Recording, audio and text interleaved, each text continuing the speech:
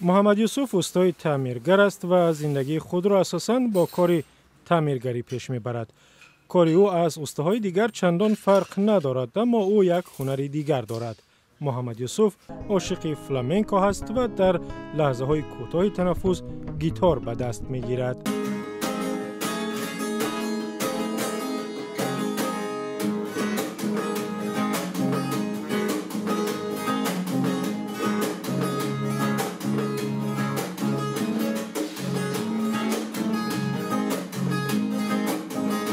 محمد یوسف ملیکوف 35 سال دارد و نصف آن را با دورتگری و تعمیرگری سپری کرده است. او یک آرزو دارد که موسیقی سنتی اسپانی را در صحنه پروفسیونالی اجرا کند.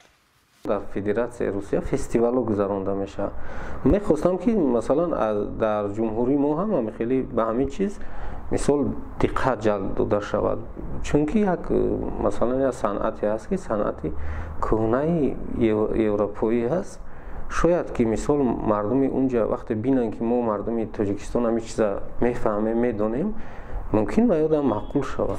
محمد یوسف ملیکوف یاد ندارد که کی عشق موسیقی اسپانی بر دلش جا شد، اما میگوید که شنیدن ترانه های احمد ظاهر آوازخوانی افغان ذوق گیتار نوازی او را بیشتر کرد. ذوق به همون درجه بود که خودم گیتار تراشیدم ساختم و گیتار نبود.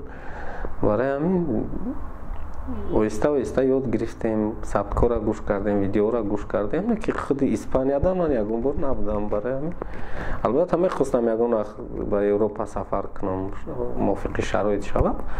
میخواستم بینم از نزدیک چه خیلی ویوم نوازن، برای که طرز درست نواختن امینا با بسیارتر.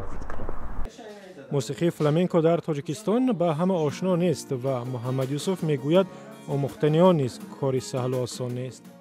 کسبه را مثال خواندن در کار بسیارتر از خود کردن در کار، چون که هر یک کسبه به خودش یک نازکی داره. همین فلامنکو هم نواختن در گیتار بسیار نازکی داره که و یا در یک روز دو روز یاد گرفتن نمیشود و به حد کاری چخیل بگم کار یک زرگر بر این کار قین است. بعضا محمد یوسف وقتی که خوشحال است در کوچه هم گیتار می نوازد و راهگذرها در اطراف او جمع می شوند و به آهنگهایش گوش می دهند.